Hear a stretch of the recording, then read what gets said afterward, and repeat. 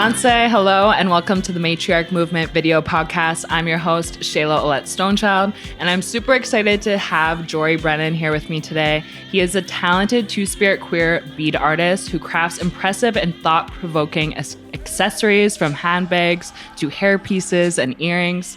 Jori is very intentional with his work, and he weaves stories with traditional elements but into modern design, exploring narratives like the Bison genocide, and even Sachin Littlefeather declining the Best Actor award on the 45th annual Oscar stage.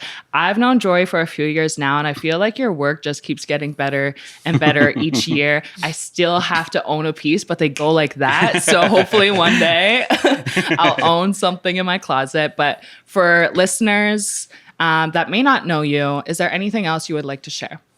Yeah, so like you said, my name is Jori Brennon. My full name is Jori Waskihat. I am Plains Cree. I come from, I'm registered in Frog Lake, Alberta, but I grew up in my dad's reserve in Minnestickwin, which is funny because when I explain the story, it kind of sounds like I'm a pretendian.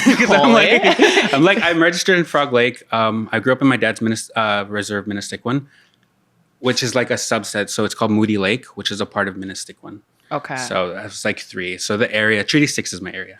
Okay. I'm basically trying to say. And then when did you come out to Toronto, Treaty 13? I moved to Vancouver first. And yeah, I was beading, but I didn't even have social media then. So I moved to Vancouver and I wanted to take like the arts seriously. I was trying to get into acting. And I was beading, and my partner, Kyron, he was the one who actually pushed for me to start posting like my beadwork. He was like, your beadwork is too pretty not to be seen. So I was like, okay, I'll do that. And then it kind of just blew up from there. And so when did you move to Vancouver? And then I moved here 2 years ago. 2 years ago? Yeah. And so you're how old when you moved to Vancouver? Holy. I was 29, I believe. Okay. Yeah. Oh, okay. And then so you came out 30. Here. 29, 30. Okay. Yeah. And then you came out here when you're... What do you mean? When did you move to Vancouver? Because I moved to Vancouver when I was 18. Oh, yeah. I only stayed in Vancouver for 6 months, actually. Okay. Yeah, it just wasn't for me. Yeah, then I moved here. And I moved here because I wanted to study fashion design.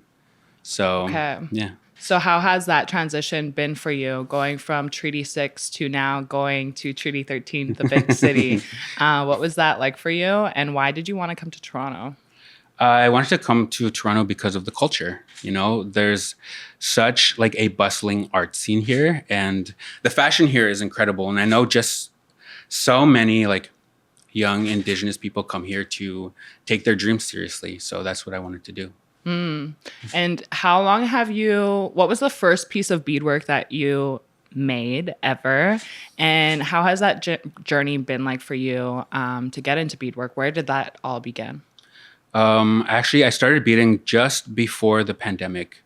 It was like over Christmas. I was sitting with my mom at the table and she was just beading, and I wanted to make something.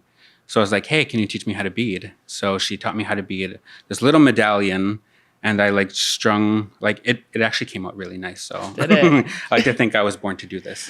Props, because the first time I beaded, I tried earrings, and one was coming out like Gucci and the other one was coming out Walmart. And I was like, I'm not meant to bead. I love beadwork that kind of looks like a little like bumpy, imperfect. I think that's the charm of beadwork, you know, especially if they're handmade. Okay, so you started with a medallion, and was your mom teaching you the importance of beadwork? Because I know oftentimes there's more to beading than just beading itself. Yeah, actually. I made a mistake. I was doing the fringe on one of the medallions, and I had a mistake in the lining of the colors. Mm-hmm. So I asked her, I was like, hey, how do I take this off? Because I really want to fix it. She's like, no, don't fix it, because that is your spirit bead. She's like, we always put a spirit bead into our beadwork to tell people that we are imperfect, you know, to show people that we are imperfect. So that was one of the very first lessons I got in my beadwork, and I kind of took that everywhere. So I like to include just one spirit bead in my work all the time. I could have used that teaching when I was making those earrings, because I just gave up. Your whole piece was spirit beads. Yeah, literally, it was just all those prayers. Yeah. For the audience that maybe doesn't even know about beadwork or its importance, how would you describe it to someone that maybe seeing beadwork for the first time? I think every bead artist will tell you something different. But to me, I thought it was a really, really great way to sort of tie myself back into my culture. And I think that's what it means to a lot of people. You know, it's a tie into your culture and makes you feel closer, you know.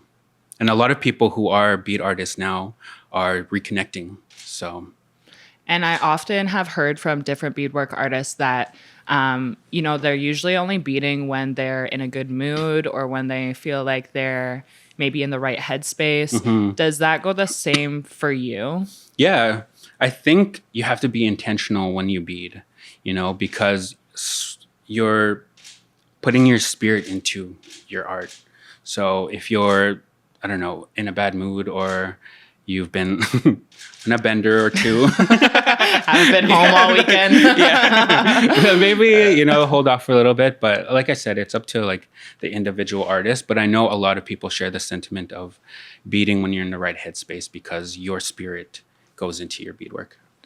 And so what is the process like from like the beginning, like the idea stage to like the final piece?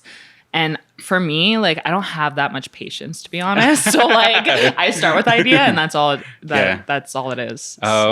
Actually, so I get my inspiration from like a whole lot of things. Like I'll see something on the street and I'll be like, oh, I like that. And I'll look at it and I'm like, how can I make that like sort of indigenous, you know? But a lot of times, I'm a really, really big fan of RuPaul's Drag Race. Yeah. So a lot of times I'll see drag queens wearing these really big earrings. And I'm like, those could be anti-earrings. So yeah, so I'll look at them. I'll look at the sort of the shape of everything. And then I'll put that down on paper and I'll throw in some, I don't know, indigenous motifs and we'll see what comes out of it. Yeah. And I know beadwork can often mean different things depending on which nation you're from. Yeah. And so how do you make sure that you are remaining in cultural integrity with like the nation that you come from? Yeah, so a lot of Plains Cree beadwork is like floral work. So when I first started, I would do a lot of floral work. Mm-hmm. That's actually a good question because I struggle. I really like Lakota florals and I like Navajo patterns, but I know it's like not mine to use, so I won't incorporate that style or those patterns because I think to have integrity in your art is important. So I want to sort of have a clear-cut line in what I can do with my beadwork. So you're kind of like, is that kind of like just your own self-awareness of like what you can and cannot do? Or did you have like a mentor kind of mentoring you on like what is good and what is not? Or like how do you... No, that's sort of my own values I put into my beadwork. But I know like I've seen this conversation happen a lot online as well. Mm-hmm. And I think a lot of bead artists share that sentiment of, you know, not using other nations' patterns. Because, you know, we are all like indigenous, but we're not a monolith. So it's important not to culturally appropriate other people's designs, other nations.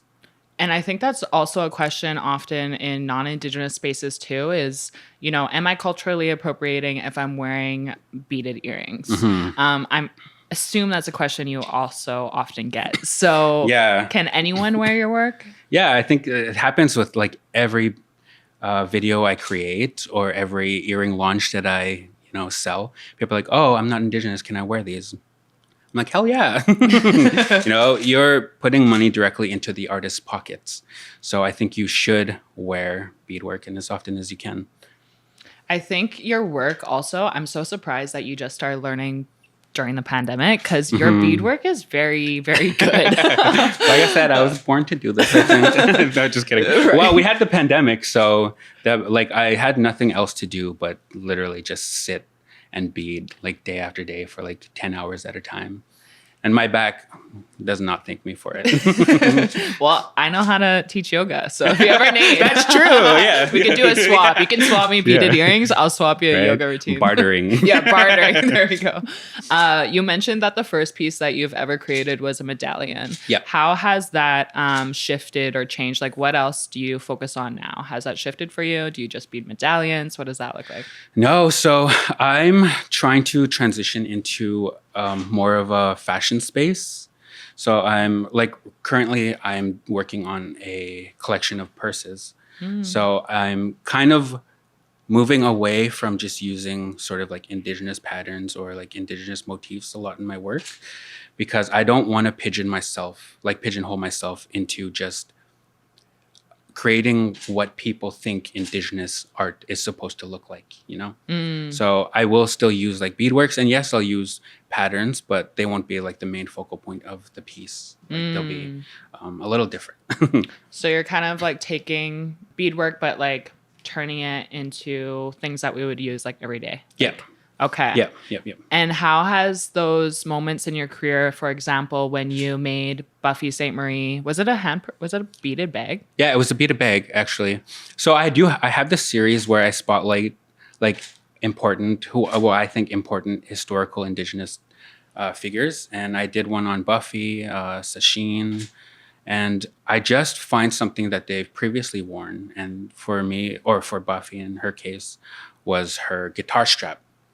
So I used that and I just created a bag out of it. And then you just like mailed them it? Did you No, give them actually, a heads up? I didn't even know that she was ever going to see it. Okay. So I beaded it. I had a collaboration with CBC. I beaded it. And they're like, hey, we might have a connection to Buffy. Do you want to send your purse over? And I was like, fuck yeah. Oh, can I say that? Yeah, you can. I mean, you already did. Sorry. Apologize to the room. Yeah, so I sent it. She saw it. She sent me a big thank you, which was really nice. Yeah, no, those are really beautiful pieces. Can you also speak to Sacheen's Little Feathers? It was very early in my career, actually. I think it was one of the first times I actually went viral. There was this big moment on TikTok. I think it was like a video, and it speaks of Brandon Marlowe. I think he was the focus of the video, and he said he allowed Sasheen. And then I just looked into it more, and I saw her walk up in her regalia and her beautiful hair ties. And I was like, I really want those hair ties. So I thought it was a really good opportunity to incorporate storytelling, which I really love to do in my videos, and to talk about or make the spotlight on Sasheen instead of Marlon Brando. So right, and you also did one about Jim Thorpe, right? Yes, I or did. Am I making that one up? Yeah, you did. I totally forgot about that one. What was that one about? Yeah, I just thought of it too. Like I said, I have this series, so I've heard about Jim Thorpe my whole life. Like he was such like an important athletic figure because he won, I think, like 2 gold medals in his time, and then they were revoked because racism, probably. Yeah. No. Yeah. So I really wanted to highlight him and make him like a spotlight, and I thought it was an opportune time because I think he's getting his own film. So I was like, let's get the perfect time. Yeah. For those of you who don't know, Jim Thorpe is like the all-star Indigenous athlete, but he did get, a little bit effed over by his managers and stuff. Anyways, that's a whole other story. I think they actually gave him back his. They gave it, but medals. Wasn't it when he passed away? Too? Yes. Yeah. It was. So. Yeah. It was like 40 years. And now there's like a Jim Thorpe town or something. Yeah. It's very weird. You'll have to watch the film when it comes out. One thing you've been mentioning throughout the interview is the importance of storytelling. Could you speak a little bit more to why that's so important when it comes to fashion in general? Yeah. Well, just in general, I'm going to start off. It took me a little bit to start using the term two-spirit. So I would just call myself a queer artist because I didn't really understand what a two-spirit person's goal or responsibility was. So to me, that's teaching. So like a two-spirit's role in society is to teach or to hold people accountable. So I wanted to do that with my art. And then the more I started playing around with my art and storytelling and also breaking down sort of like gender roles, just by even wearing earrings. So that's when I started to like really take on the term two-spirit. And what does the word two-spirit mean to you? I know I talked to Kai, who's your partner, and he had a really beautiful answer. I'm curious though, because we're not Indigenous people are not monolithic. So what does being two-spirit mean to you? Well, that's the thing. So in my reserve, we didn't really, I think it might have been because of colonization, but there wasn't really a two-spirit talk in our community. I think there was actually only one gay man in our reserve, and he sort of was like the butt of the joke. So it took me a really, really long time to come to terms with myself just as a queer person, and then later as a two-spirit person. And like I said, my art really helped me claim that role for myself. And that what two-spirit means to me personally is being able to storytell and being able to spotlight gender roles. Yeah, I love how you and Kai also take up space. I feel like you both really, I don't know, you just feel like I can sense the empowerment that both of you give by also not only your two-spirit identity, but how you support other two-spirit youth and people within our community. And so what would your advice be to maybe the younger generation of two-spirit folks that are still finding their way in their world? Like, what would your advice be to, the youth, I guess? You know what?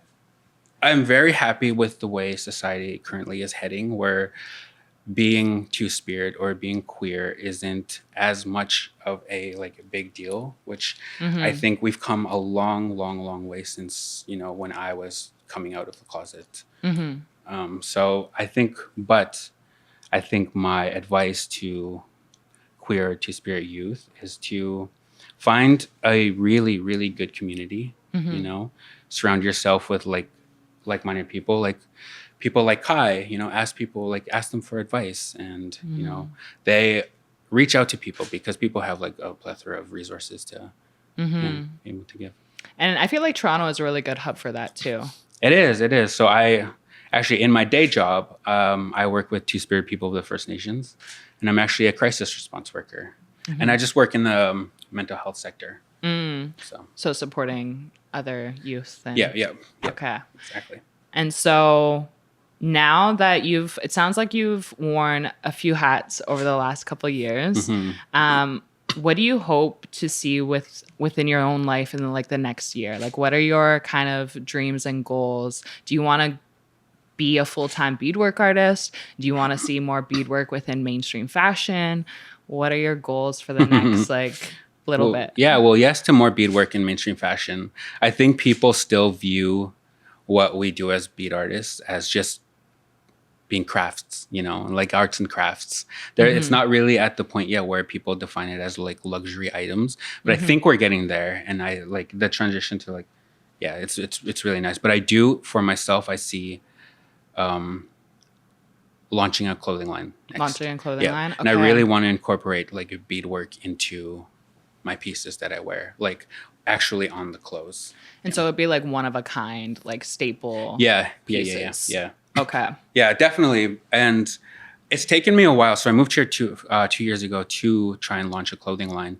But the more I get into it, the more I struggle with the idea of having it be as ethical as I want it. Because if I start now and I just send everything off to a manufacturer overseas, I think that sort of goes against what I value as just as an Indigenous person. That's no hate to anyone else who does it, but just for myself, I think finding those lines of having it be super ethical is important to me. So I don't know how long it's going to take, or if I have to even go to school to begin making my own clothing. I think, in the next year or two, I really want to learn. I'm curious what your thoughts are around then Indigenous designers kind of collaborating with bigger brands. Like Naomi Glasses just recently collaborated with Ralph Lauren. Yeah. Keep saying that word wrong. Ralph Lauren. Okay, there we go. What are your thoughts around the collaboration with Ralph Lauren was... Do we know anything about fashion? Lauren, it's Lauren, yeah. Ralph Lauren. I thought it was amazing, and I really loved it, and I really like her very recent launch, the one with all the colors. Yeah, all the colors. But yeah, so Ralph Lauren, I don't think is considered a fast fashion brand because they do everything. They make their clothing at a much slower pace, and they sell their pieces at a much higher price point. because so they won't have to, I guess, exploit. And their whole production line moves at a slower pace. So in terms of that, I really love and admire Naomi for doing her thing. Yeah, no, it's inspiring to see. But I'm also curious your thoughts because you're also a content creator. For those of you who don't follow Jori, he also has a beautiful TikTok and Instagram where he weaves storytelling through his videos and he kind of takes you along a journey. But I know you've also partnered with other brands. What goes into that thought process before saying yes to a campaign? Well, I've recently just started actually being able to get campaigns. So that question is still fairly new to me. Okay. I think the most recent campaign I did was with CBC. And I think currently where I sit and how I say yes is, I don't know, being able to tell my story on a platform. So with CBC, you know, I'm able to show Indigenous art or Indigenous beadwork at such a wider audience. So I think for now that's how I sit, and I think when I'm able to actually, I don't know, be able to say. I don't know. Yeah, no, I'm always curious because people have different opinions when it comes to collaborating with like non-Indigenous brands and corporations and organizations. And funny enough, I did a partnership with Joe Fresh. I saw that. And how I said yes to that was that they didn't really ask me to promote any of their clothing. They just said, we really want a story on this. You don't even have to sort of even mention Joe Fresh. And I thought that is a perfect time to really tell a really important story. So I made a beadwork on MMIW, and I just used their platform to tell the story. So you're kind of like using the platforms to bring awareness to maybe an issue or a topic within our communities. Exactly. Yeah, that's how I approach most of the campaigns too. For now, as Indigenous content creators, we're also seeing a big shift of more of our voices within these online spaces and within these platforms. And so when you think of Indigenous futurism, like what do you hope to see over the next couple years? I really hope to see designers and just artists in general step out of this pigeonhole that I talked about earlier of only designing in a way that people think Indigenous art should look like, which is why I wanted to wear this jacket. So I got this jacket from a designer named Brandon Morin. Straight off the runway. Yeah, no, it's nice. I love the shoulders, and I think the piece was designed around a car. I forget which car, but it's like the silver detailing. He has a lot more in his collection that you could tell is really takes the theme of cars, like, and make them fashion. Sweet. But like this itself steps out of sort of that viewpoint, and I think that's what I want to see next. It's just kind of like doing whatever we want to create. It's like instead of people saying, "Oh, is a fantastic Indigenous designer," he's just a fantastic designer. You know? That was going to be my next question: is what Indigenous designers are you currently inspired by? I know you mentioned the one that made your jacket. Is there anyone else that you're currently inspired by? Naomi, 100%. Like that is something I'm working towards. Like that is where I see myself in like 2 years, like with my own clothing line, but also, you know, doing something with Ralph Lauren. It's just incredible, so incredible. So it's where I see myself. All right, so we've been doing this thing where we have the last guest ask a question. And so I don't know if you know Cynthia Licker Sage. She's the co-founder of Imaginative Film. Yes. Yeah. So her question for you was, what's next for your generation of beadwork artists? Are there any new techniques or practices to look forward to? Yeah, so there's this really amazing artist on Instagram and TikTok that goes by Antelope Woman Designs. Oh, yeah. Yeah. Okay. She's doing stuff with beads that is just so unique and so new.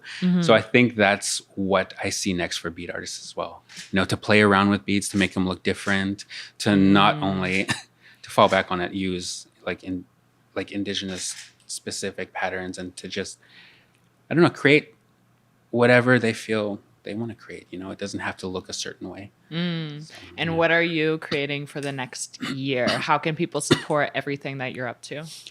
So my next spot is going to be at Indigenous Fashion Arts. I have a booth there, so maybe that's where you can get your first piece. What time will you be there? Because I'll be the first one there.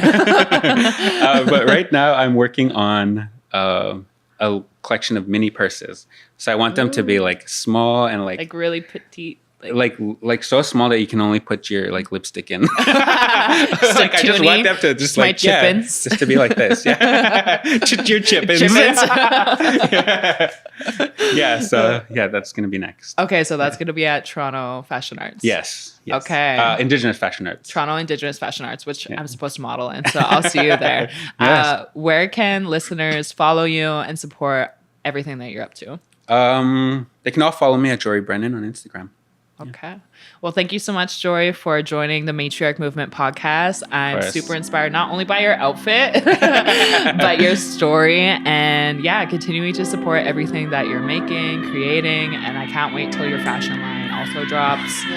So thank you so much for being here. Thank you for having me.